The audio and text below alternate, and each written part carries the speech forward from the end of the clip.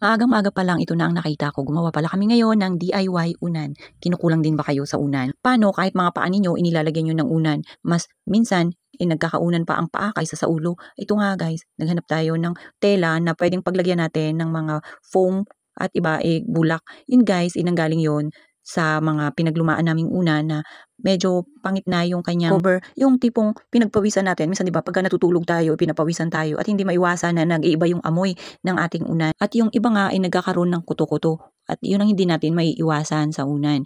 Kaya minsan 'di ba, ang nalalaban lang natin is yung punda, pero yung loob niya yun pa rin. So minsan ang ginagawa natin, lalo pa pagka ayaw talaga natin ng ganong amoy, ibinibilad natin sa araw. Pero pagka gano'n na naman, lalo pa pagka ganitong tag-ulan, amoy na amoy, gawa ng hindi natin nailalabas ang ating mga unan at napapainitan. Kaya ang ginawa ko, itinanggal ko yung ibang unan na naka-separate, nakatago na hindi namin ginagamit. Tinanggalan ko siya ng balot.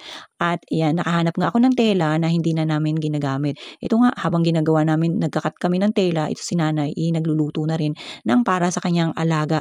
Ipapapakin lang naman niya ng kanyang alaga habang nanonood ng TV at tamang palaro-laro dyan sa sala namin at habang kami ni nanay, meron ding pinagkakabalahan.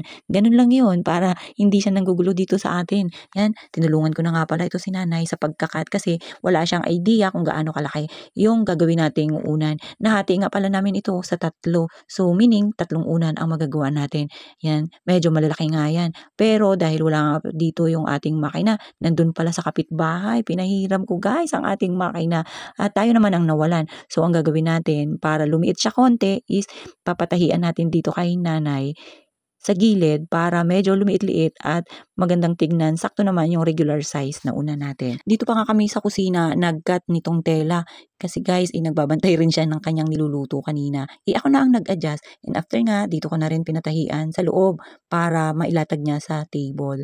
Mahirap talaga no. Pagkakailangan natin ng ating gamit, hindi natin makuha agad-agad. Kasi nga mabigat yun, yung makina, yung sewing machine natin guys. Napahiram ko nga doon sa aming kapitbahay. Pero sabi ko kay nanay, itulungan niya na lang akong magbuhat noon pagka ako kunin na dahil medyo mabigat nga. Ito, binawasan na rin namin yung mga natahi naming tela para sa lalagyan ng mga foam or ng bulak at yan yung gagawin nating unan. Medyo malaki-laki nga guys, sabi ko sa inyo. At 3 nga po yan yung nagawa namin ni nanay. Buti na lang yung iba, meron na ring tahi sa gilid, kaya hindi na rin kami nahirapan. Yung tipong si nanay lang ang nagtatahi, ako naman ang tagalagay sa sinulid.